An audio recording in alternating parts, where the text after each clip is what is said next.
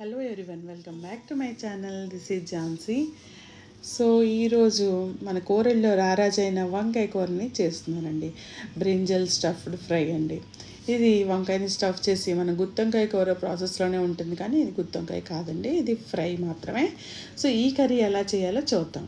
దీనికి కావాల్సిన ingredients: 1/2 kilo వంకాయలు, నేతగా ఉన్న వంకాయలు తీసుకున్నాను. చక్కగా 4 కట్స్ ఇచ్చి 2 times 3 times వాష్ చేసుకొని ఉప్పు నీటిలో నానపెట్టి ఉంచుకున్నాను అనమాట. అలాగే పిక్కలు మాత్రం కట్టకూడదు. పిక్కలు అలాంటివి లేని వంకాయలతో మాత్రమే ఈ రెసిపీ బాగుంటుందన్నమాట. అలాగే వెనక చూసారా, మూడికలన్నీ సగం సగం కట్ చేస్తాను. పూర్తిగా కట్ చేయలేదు, సగం మాత్రం కట్ చేస్తాను, ఎందుకంటే లేతగా ఉన్నాయి కాబట్టి. సో ఇవి నానపెట్టుకున్నాం. ఇప్పుడు ఈ కర్రీ కోసం కావాల్సిన ఇంగ్రీడియంట్స్ ఏంటో చూద్దాం. ఫస్ట్ ఆఫ్ ఆల్ దీనికి కావాల్సిన ఇంగ్రీడియంట్స్ చూడండి, అన్నీ పెట్టాను. ఫస్ట్ 1 స్పూన్ కొబ్బరి పొడి కావాలండి. కొబ్బరి పొడి లేదా కొబ్బరి ముక్కలున్నా మీరు యాడ్ చేయొచ్చు. అలాగే ఒక స్పూన్ నువ్వులు, అలాగే 1/2 స్పూన్ కారప్పొడి, 1/4 స్పూన్ పసుపు, అలాగే 1/4 స్పూన్ జీలకర్ర, అండ్ 2 స్పూన్ల వేరుశనగ గుడ్లు, 1 స్పూన్ అల్లం వెల్లుల్లి పేస్ట్. అలాగే మనకి దీనికి ఉల్లిపాయలు ఎక్కువ పట్టవండి, అందుకే నేను ఒక చిన్న సైజు ఉల్లిపాయని 4 ముక్కలుగా కట్ చేసుకున్నాను. అలాగే 4 పచ్చిమిర్చి, ఇంకా గరం మసాలాలు కూడా దీనిలో వాడానండి. అవే 1/2 స్పూన్ ధనియాలు, 1/2 ఇంచ్ దాల్చిన చెక్క, 4 నుంచి 5 మిరియాలు, అలాగే 5 లవంగాలు, జీలకర్ర. ఇవేనండి కావాల్సిన ఇంగ్రీడియంట్స్. ఆయిల్ కూడా కావాలి. ఆయిల్ మాత్రం కొంచెం ఎక్కువే పడుతుందండి ఈ రెసిపీకి. 4 టేబుల్ స్పూన్స్ ఆఫ్ ఆయిల్ని కావాలి. సో దీనికోసం ముందుగా మిక్సీ జార్ తీసుకొని మన మసాలాలు, మనం ఏమైతే పక్కన పెట్టుకున్నామో ఆ ఇంగ్రీడియంట్స్ అన్నీ దీనిలో వేసుకొని మిక్సీ చేసుకోవాలండి. పౌడర్లా చేసుకోవాలి. దీనిలో వాటర్ ఎట్టి పరిస్థితుల్లో యాడ్ చేయొద్దు మీరు. ఉల్లిపాయ కూడా వేస్తున్నాం కాబట్టి చక్కగా ఇది మంచిగా మిక్సీ అయిపోతుంది. సో ఉల్లిపాయ ముక్కలు, పచ్చిమిర్చి అన్నీ వేసేయాలి దీనిలోనే. చూడండి, అన్నీ వేసాను. నువ్వులు వేసాను, కొబ్బరి పొడి, ఉల్లిపాయలు, ఉప్పు, పసుపు, కారం అన్నీ వేసేయాలి. ఉప్పు తర్వాత యాడ్ చేద్దాం. చూడండి, ఒకసారి మిక్సీ 2 times తిప్పాక చూస్తే ఇలా ఉంటుంది. ఇప్పుడు ఒకసారి మళ్ళీ అంతా కలిపేసుకుందాం, అదర్వైజ్ పైన ఉన్న ఈ నువ్వులు నలగవు. అందుకే నువ్వులు నలగాలంటే ఒకసారి కలిపేసుకొని మళ్ళీ మిక్సీ చేద్దాం. అయితే దీనిలో మనం ఉప్పు యాడ్ చేయలేదు కదా, ఇప్పుడు ఉప్పు యాడ్ చేసేద్దాం. ఈ రెసిపీ అంతటికీ సరిపోయే ఉప్పుని ఇప్పుడు మాత్రం యాడ్ చేయాలి. ఒకవేళ అలా ఫైనల్ స్టేజ్లో రాలేదు అని అంటే అప్పుడు మళ్ళీ స్ప్రింకిల్ చేయొచ్చు కర్రీ పైన. బట్ ఇప్పుడు మాత్రం మన ఈ వంకాయలన్నిటికీ సరిపోయినట్టు ఉప్పు వేసుకోవాలి. నేను 1 స్పూన్ ఉప్పు వేసుకున్నాను అనమాట.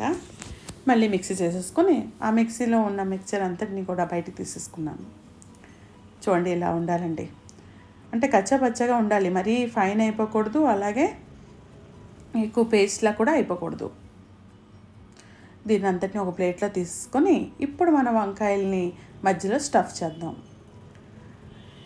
ఈ వంకాయలతో రకరకాల వెరైటీస్ చేస్తాం కదండి. అసలు బెంగాల్ సైడ్ అయితే వంకాయ లేకుండా ఏ రోజు కూడా వాళ్ళు భోజనం చేయరండి. చేపలు ఉండాలి, వంకాయలు కూడా ఉండాలి. వంకాయలని చక్కగా అడ్డంగా కట్ చేసి వాళ్ళు ఫ్రై చేస్తారు పెనం పైన.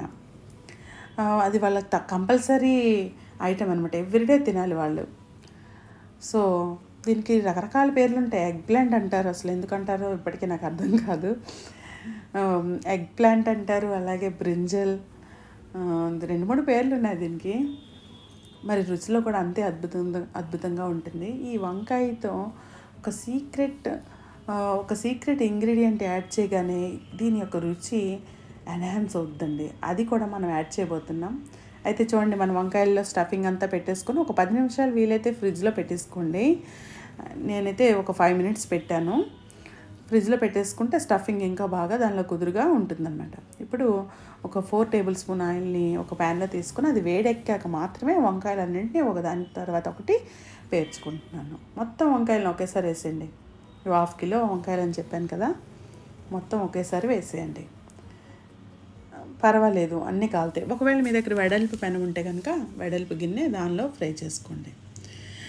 ఇప్పుడు ఒక 5 minutes అయితే కదపకూడదు, బట్ తర్వాత నెమ్మదిగా కలిపేసుకోవాలి. ఈ కలపడం అనేది జాగ్రత్తగా కలపాలి, ఎందుకంటే విచ్చుకొని వంకాయ ఈ గుత్తొంకాయ షేప్లో ఉండదు, ఇంకా మొత్తం అంతా స్మాష్ అయిపోతుంది. అందుకే మనం జాగ్రత్తగా ఆ షేప్ అవుట్ అవ్వకుండా చక్కగా తిప్పేసుకోవాలి. ఇప్పుడు ఒక 10 మినిట్స్ మూత పెట్టుకున్నా, మళ్ళీ తీసి చూస్తే ఇలా ఉంది. తిరిగేసుకుంటున్నాను జాగ్రత్తగా, చూసారా? ప్రెజర్ అనేది మన గరిటె పైన మనం వండుతున్న ఆ గిన్నె మీద మాత్రం ఉండాలి, కానీ వంకాయల పైన ఉండకూడదు. ఇప్పుడు అన్ని వంకాయలు ఈక్వల్గా ఉడికినట్టు చూసుకోవాలి. ఈ కర్రీతో పాటు రసంతో పాటు బాగుంటుందండి. రసం కానీ, మజ్జిగ పులుసు కానీ, టమాటో రసం కానీ, అలాంటి వాటితో ఇది కాంబినేషన్ అండి. అన్నం కూడా కలుపుకోవచ్చు, చాలా బాగుంటుంది. ట్రై చేయండి మీరు. మీ అందరు ట్రై చేసి మీకు తెలిసే ఉంటుంది రెసిపీ, బట్ ఈ విధంగా ఒక్కసారి ట్రై చేయండి. మళ్ళీ గుత్తొంకాయలో మనం పులుపు లేదా టమాటోస్ని మిక్సీ చేసి వేసి అది గ్రేవీ కర్రీలా ఉంటుంది, అది వేరే అండి. అది కూడా చేస్తాను నెక్స్ట్. బట్ ఇలా స్టఫ్డ్ ఫ్రై ఒకసారి ట్రై చేయండి. వంకాయతో సీక్రెట్ ఏజెంట్ అని చెప్పాను కదండి, అదే మెంతి పొడి అండి.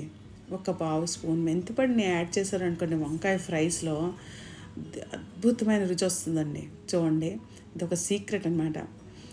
సో వంకాయకి మరి మెంతి కూరైనా, చిన్న మెంతి కూర కట్టైనా యాడ్ చేయొచ్చు మీరు, లేదా మెంతి పొడైనా ఎంత బాగుంటుందో. కసూరి మేతి కూడా యాడ్ చేయొచ్చండి మీరు. ఇప్పుడు ఒకసారి రుచి చూసుకుంటే కొంచెం కారం తక్కువ అనిపించి మరి కొంచెం కారం యాడ్ చేసుకున్నాను. అలాగే మరి కొంచెం ఒక పావు స్పూన్ ఉప్పుని స్ప్రింకిల్ చేసుకున్నాను. ఎందుకంటే వంకాయ లోపలైతే ఉప్పు పట్టాయి, కానీ బయట ఏమైనా సరిపోతుందా లేదా అని మళ్ళీ కొంచెం యాడ్ చేశాను. ఇది మీరు జాగ్రత్తగా ఒకసారి రుచి చూసి మాత్రమే యాడ్ చేయండి, అదర్వైజ్ మీ కర్రీ ఉప్పు అయిపోతుంది. సో చూడండి, ఆల్మోస్ట్ ఒక 70% ఉడికిపోయింది. ఇప్పుడు మనం మూత పెట్టుకొని మరొక 10 నిమిషాలు జాగ్రత్తగా ఫ్రై చేద్దాం. ఇంకా మన వంకాయ ఫ్రై రెడీ అండి. ఇంకా అయితే మరొక్కసారి చక్కగా కలిపేసుకుందాం. మళ్ళీ ఒకసారి చెక్ చేసుకుందాం అసలు ఉడికిందా లేదా, ఏదైనా ఒక వంకాయ ఉడిపోయిందా అన్నట్టు చూసుకొని ఇంకా అంతా ఎవ్రీథింగ్ ఈజ్ రెడీ అండి. సో ఇప్పుడు కొత్తిమీర ఆకులతో గార్నిష్ చేసుకుందాం. సో మన వంకాయ కర్రీ రెడీ అయిపోయిందండి, స్టఫ్డ్ బ్రింజల్ ఫ్రై. మీరు తప్పకుండా ట్రై చేయండి. ట్రై చేసి ఎలా ఉందో చెప్పండి. Bye bye.